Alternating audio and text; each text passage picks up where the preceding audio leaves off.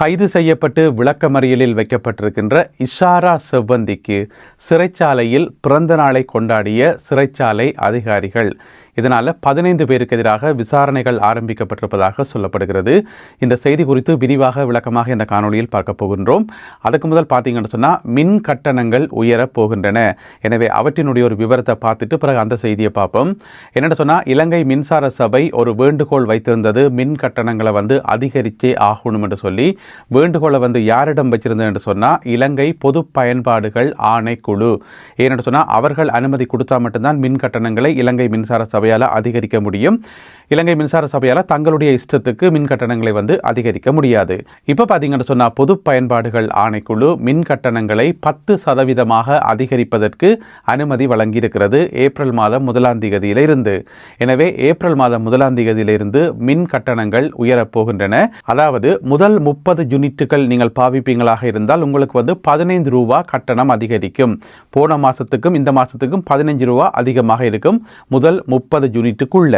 அதுக்கு பிறகு 31வது யூனிட்லேருந்து 60வது யூனிட் வரைக்கும் நீங்கள் பாவிச்சிங்கன்னு சொன்னால் 45 ரூபா நீங்கள் மேலதிகமாக கட்ட வேண்டி வரும். 61வது யூனிட்லேருந்து 90வது யூனிட் வரைக்கும் பாவிச்சிங்கன்னு சொன்னால் 120 ரூபா மேலதிக கட்டணமாக இருக்கும்.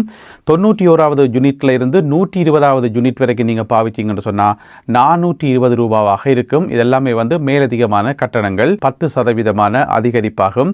எனவே இதை பார்க்கக்குள்ள எங்களுக்கு என்ன விளங்குது என்று சொன்னால், நாங்கள் எந்த அளவுக்கு மின்சாரத்தை அதிகமாக பாவிக்கிறோமோ அந்த அளவுக்கு அதிகமாக கட்டணங்கள் செலுத்த வேண்டி வரும். இதன் மூலம் இலங்கை மின்சார சபை என்ன சொல்ல வருது என்று சொன்னால், மின்சாரத்தை சிக்கனமாக பாவியுங்கள், கொஞ்சமாக பாவிச்சு கொஞ்சமாக காசை கட்டுங்கோ, கணக்க பாவிக்க வேண்டாம் என்றதான் இலங்கை மின்சார சபையினுடைய இந்த விலை ஏற்றம். அந்த விகிதாசாரத்தை பார்க்கக்குள்ள அப்படித்தான் விளங்குது.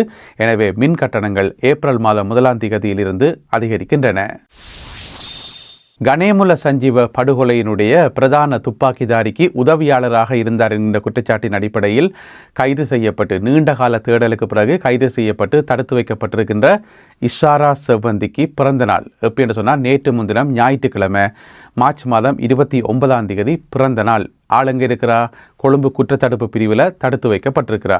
அப்போ பிறந்த நாளை கொண்டாடுவோம் என்று ஒரு பிளான் ஒன்றை போட்டிருக்கணும்.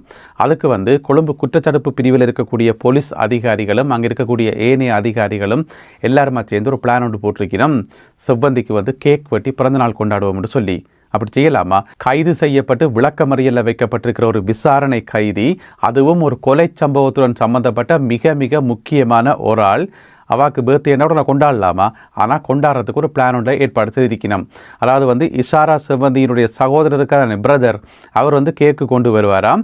அவர் கேக்கு கொண்டு வரும்போது அவருடைய பெரியம்மா இருக்கிறார் தானே, இஷாரா செவ்வந்தியினுடைய பெரியம்மா மற்றது பெரியம்மாவினுடைய மகன், இந்த மாதிரி கொஞ்சம் சொந்தக்காரரையும் கூட்டிக் கொண்டு எல்லாருமா சேர்ந்து அவையில் கேக்கையும் கொண்டு இங்கே வெறுவினம், கொழும்பு குற்றத்தடுப்பு பிரிவுக்கு வெறுவினம். அதாவது சும்மா பார்க்க வர மாதிரி வெறுவினம், ஆனால் கேக்கு கொண்டு வெறுவினம். இது ஒரு ஏற்பாடு. அப்போ இஷாரா செவ்வந்தி செல்லுக்குள்ளான இருப்பா, கூட்டுக்குள்ள.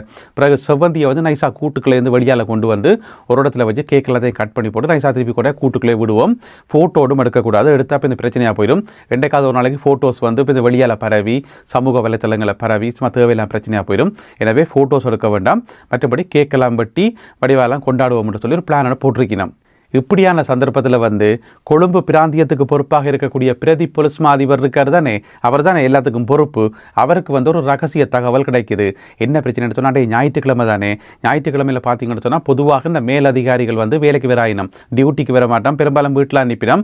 ஏதாவது எமர்ஜென்சியாக மட்டும் தான் பெரியவினவே தவிர மற்றபடி வீட்டில் அனுப்பினோம். அப்போ அன்றைக்கு அவர் வீட்டில் எது ரெஸ்ட் எடுத்திருப்பார் போலோடக்கு. அவருடைய பேர் நிஷாந்த ஜொய்சா, கொழும்பு மாவட்டத்துக்கான பிரதி போலீஸ் அதிபர். அவருக்கு ஒரு ரகசிய தகவல் ஒன்று கிடைக்குது. எப்படியும் மற்ற சிஐடி மேர் தகவல் கொடுப்பினம் தானே பெரியாக்களுக்கு. பிரதி போலீஸ் அதிபர் சொன்னால் அப்போ அவருக்காக வேலை செய்யக்கூடிய ஆக்கள் அங்கே இருப்பினம் தானே. அப்போ ஆரோ ஒரு ஆள் ஃபோன் பண்ணி சொல்லியிருக்குது, ஐயா இன்றைக்கு ஞாயிற்றுக்கிழமை நீங்கள் இங்கே வேலைக்கும் வரையில் வீட்டை நிற்கிறீங்கள், இங்கே பாருங்கள் கூத்தடிச்சு கொண்டு இருக்கணும், பேர்த்தே கொண்டாடி நம் செவ்வந்திக்குன்னு சொல்லி போட்டு கொடுத்தாச்சு.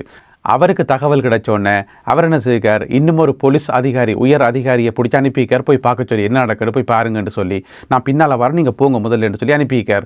அவர் போய் அங்கே பார்த்தா எல்லாம் வச்சு கொண்டு ரெடியாக நிற்கணுமாம், பேர்த்தையை கொண்டாடுறதுக்கு ஆளையால் பார்த்து முடிச்சிக்கொண்டு நிற்கணுமாம். அப்போ அவர் விளங்கிட்டு சம்பவம் இதான்னு சொல்லி. எனவே அந்த போலீஸ் பொறுப்பு அதிகாரிக்கு மிக விரைவில் வேலை பறி போகிறதுக்கான வாய்ப்புகள் இருக்குன்னு சொல்லப்படுது. இப்போ விசாரணைகள் கடுமையாக இடம்பெற்றுக் கொண்டிருக்கின்றன. அது பிள்ளைதானே, பின்ன இப்படிப்பட்ட ஒரு ஆளுக்கு என்னதான் செவ்வந்தியாக இருந்தாலும் இப்படிப்பட்ட ஒரு ஆளுக்கு பேர்த்தையை கொண்டாட கொண்டாடலாமா? இல்லை தானே. அதுபோக இவ்வளோ பேரையும் ஆர்கனைஸ் பண்ணி கொழும்பு குற்றத்தடுப்பு பிரிவில் வேலை. எனவே கடுமையான விசாரணைகள் நடைபெற்று வருவதாக சொல்லப்படுகிறது.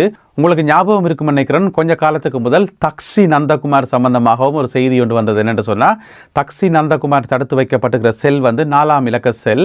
அதில் பார்த்தீங்கன்னு சொன்னால் ஒரு நாள் இரவு நைட் டியூட்டி பார்க்கறது தானே. அப்போ நைட் டியூட்டி பார்த்தா பிறகு அடுத்த நாள் விடிய போலீஸ் உயர் அதிகாரிகள் என்ன செய்யணும்னு சொன்னால், சிசிடிவிக்கு செக் பண்ணி பார்ப்பினோம். நைட் என்ன நடந்தது, யார் வந்தது, யார் போனது, என்ன நடந்தது பொதுவாகவே செக் பண்ணி பார்ப்பினோம். அது போலீஸ் ஸ்டேஷன் இல்லை, எல்லா இடமுமே நைட் டியூட்டி நடந்து அடுத்த நாள் விடிய சிசிடிவிக்கு செக் பண்ணி பார்க்கப்படும். அப்போ அடுத்த நாள் அதிகாரிகள் செக் பண்ணி பார்க்கக்குள்ள முதல் நாள் நைட் டியூட்டியில் இருந்தார் தான் ஒரு போலீஸ் உத்தியோகத்தர். அவர் அங்கே காவல் கடமையில் நிற்கிறதும் பிறகு அந்த 4ஆம் நம்பர் செல்லுக்கு போகிறதும் பாரதும் என்று சொல்லி ஒரே திரிஞ்சபடியாம். அதுக்கு பிறகு ஒரு பிஸ்கட் ஒன்றை கொண்டு அதை 2ஆ உடைச்சு பாதி அவாக்கு பாதி இவருக்கு 2 பேரும் சாப்பிட்டுருக்கணும். காய்ச்சி சீச்சு பெம்பல் அடித்து சாப்பிட்ருக்கணும். அது சிசிடிவி காட்சியில் தெரிய வந்துட்டுது. பிறகு அடுத்த நாள் அவரை கூப்பிட்டு 2-3 நாள் அவரை சஸ்பெண்ட் பண்ணி வச்சிருந்தது. திருப்பி அவருக்கு வேலை கொடுத்த நினைக்கிறேன். எனவே அப்படியான சம்பவம் மட்டும் கொஞ்சம் காலத்துக்கு முதல் நடந்தது, 2-3 மாதத்துக்கு முதல் நடந்தது. இப்போ பார்த்தீங்கன்னு சொன்னால் செவ்வந்திக்கு பர்த்டே கொண்டாடுற அளவுக்கு வளர்ந்திருக்கணும். எனவே ஒன்றுமே செய்ய முடியாது. யாழ்ப்பாணம் கொடிகாமம் பகுதியில் போலீஸ் அதிகாரி ஒருவர் உளவு இயந்திரத்தால் மோதப்பட்டு, அதாவது கள்ள மணலை ஏற்றி வந்த உளவு இயந்திரத்தால் மோதப்பட்டு கொல்லப்பட்ட சம்பவம் உங்கள் எல்லாருக்குமே தெரியும். அதோட சம்பந்தப்பட்டவர்களை போலீசார் பல குழுக்கள் அமைத்து தீவிரமாக தேடி வந்தார்கள். இப்போ 2 பேர் கைது செய்யப்பட்டிருக்கிறார்கள். 2 பேரும் ஆராக்கள் என்று பார்த்தீங்கன்னு சொன்னால், ஒன்று அந்த உளவு இயந்திரத்தினுடைய உரிமையாளர், அந்த டிராக்டரினுடைய உரிமையாளர் கைது செய்யப்பட்டிருக்கிறார். அதுக்கு பிறகு அந்த டிராக்டர் அன்றைக்கு சம்பவம் நடக்கக்குள்ள ஒரு ஆள் டிராக்டரை ஓடிக்கொண்டு வந்தது. அவர் இங்கே ஓடி ஒழிச்சிட்டார். அவருக்கு உதவியாளராக ஒரு ஆள் இருந்திருப்பார் தானே, அந்த உதவியாளர் தான் கைது செய்யப்பட்டிருக்கார். எங்கே என்று கேட்டீங்கன்னு சொன்னால், புத்தளத்தில் வச்சு பாலாவியில் வச்சு கைது செய்யப்பட்டிருக்கார்.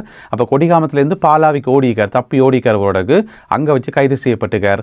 அந்த பிரதானமான நபர் இருக்கார் தானே, அன்றைக்கு உளவு இயந்திரத்தை ஓடிக்கொண்டு வந்தவர், அவர் இன்னுமே தலைமறைவாகத்தான் இருக்கார். அவர் பாலாவிலான் இருக்காரோ அல்லது அங்கால காலி கராப்பிட்டி என்று சொல்லி அங்கால போயிட்டாரோ இன்னும் தெரியல, எங்கேயோவே ஒழிச்சிருக்கிறார். இப்போ இந்த 2 பேரும் கைது செய்யப்பட்டிருக்கிறார்கள்.